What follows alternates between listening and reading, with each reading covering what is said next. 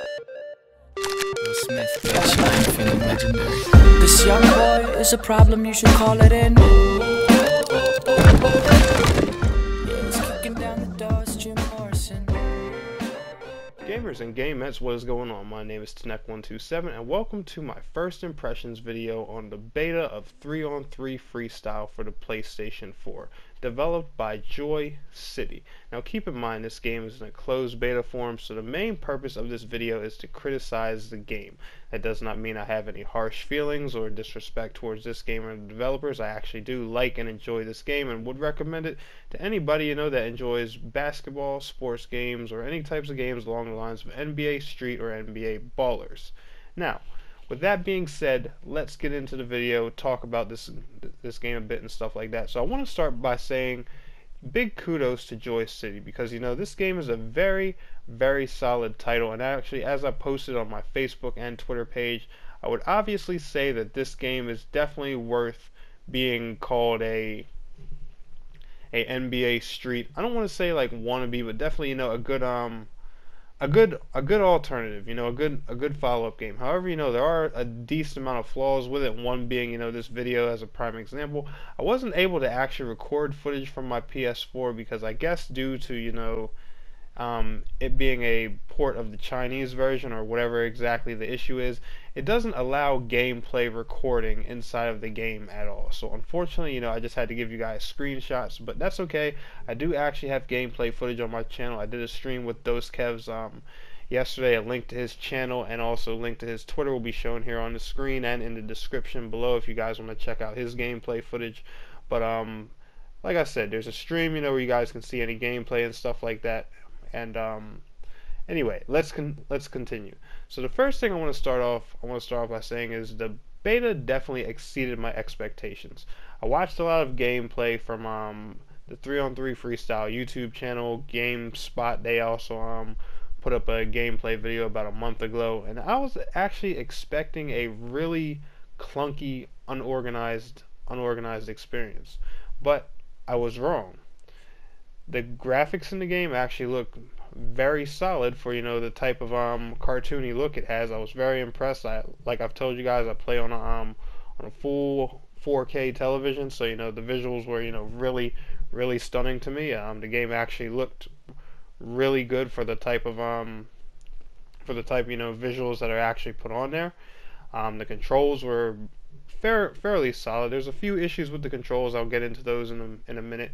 And the game actually ran very, very smooth, and surprisingly for online play, there isn't like a ton of lag or input delay or anything like that. I was really surprised. But then again, the game is in closed beta, so that means a lot of people probably still don't have access to it.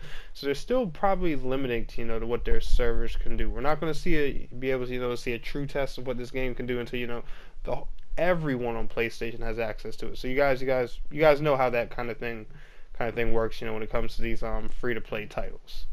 But now the issues with the controls I was talking about, there's a few things I want to touch here that I really think the developers need to consider. Sports games always develop over time. They release once a year, possibly more. You have basketball, baseball, football, golf, etc., etc. They're always changing, doing different things, switching their control schemes up and stuff like that. One big mistake I think that sports developers make, and that's also a mistake in this game, is they limit you on your control schemes. I honestly think that control schemes in sports games, period, and that's just not 3on3 Freestyle, sports games, period, need to be 100% customizable. Now, the thing that bothers me the most about 3on3 Freestyle is that it favors the square button a little bit too much. And I personally feel like that, that gives advantage to people, that are in love with button mashing.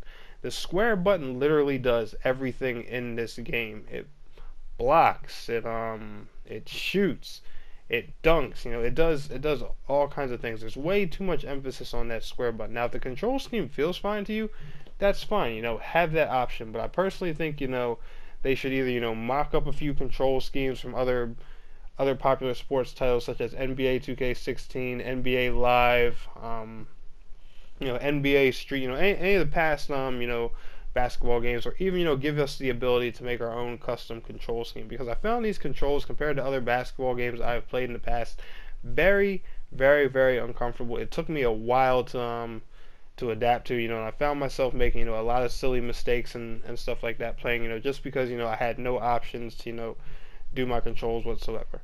Now, another issue I have with the game is the passing system. The passing system in this game isn't terrible, but I feel like, you know, there should be some way to either manually aim at who you want to pass the ball at, because I honestly think a lot of the passing in this game is generated at random, and that's not a good thing, to my opinion.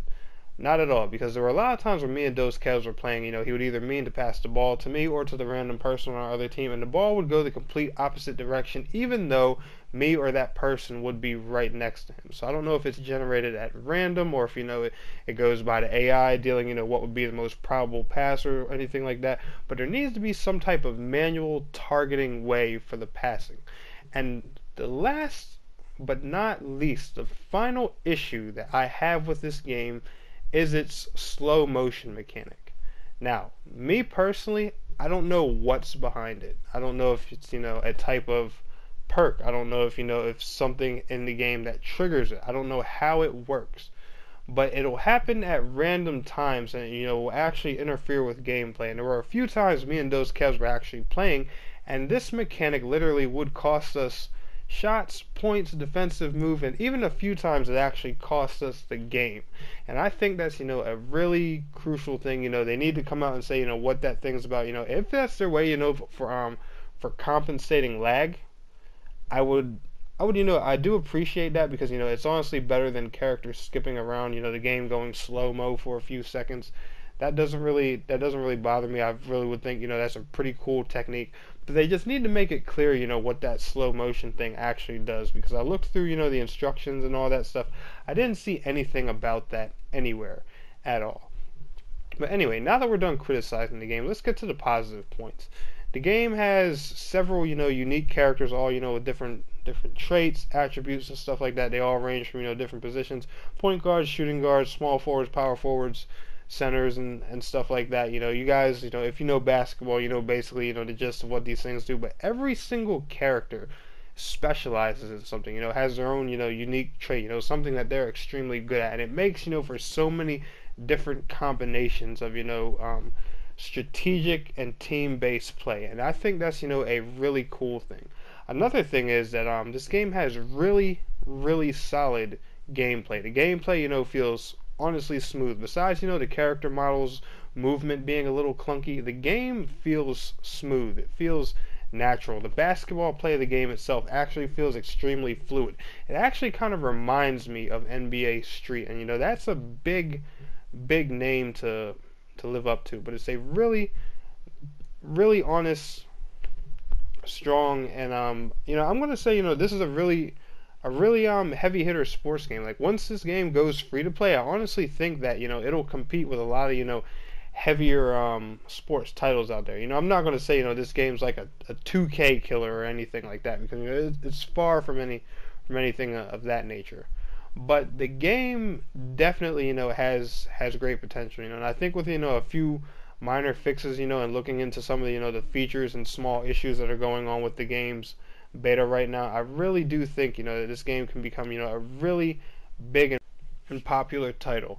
I really do believe, you know, that this game can succeed and compete with, you know, some of the larger basketball oriented, you know, sports games out there and stuff like that. Like I said, I'm not, you know, going to say it's like a 2K killer or anything, because, you know, that's far from the case, but it'll definitely, you know, have some potential, you know, and be a big thing on, you know, PlayStation and stuff like that, if they go about, you know, taking care of, you know, some of these minor bugs and issues and stuff like that, right? But honestly, in my opinion, a very, very solid street ball game. I would recommend for any, you know, sports fan, you know, anyone that's, you know, a fan of, like, you know, basketball games, you know, whether you like, you know, the hardcore straight up professional ones, or, you know, the more goofier ones on, like, you know, NBA Street and stuff like that, I would recommend you guys definitely give this a look. But anyway, guys, if y'all found this video helpful, be sure to give it a thumbs up, and I want to thank you all so much for watching. It's your boy Tanek127, and please don't forget to like, share, and subscribe. Peace out.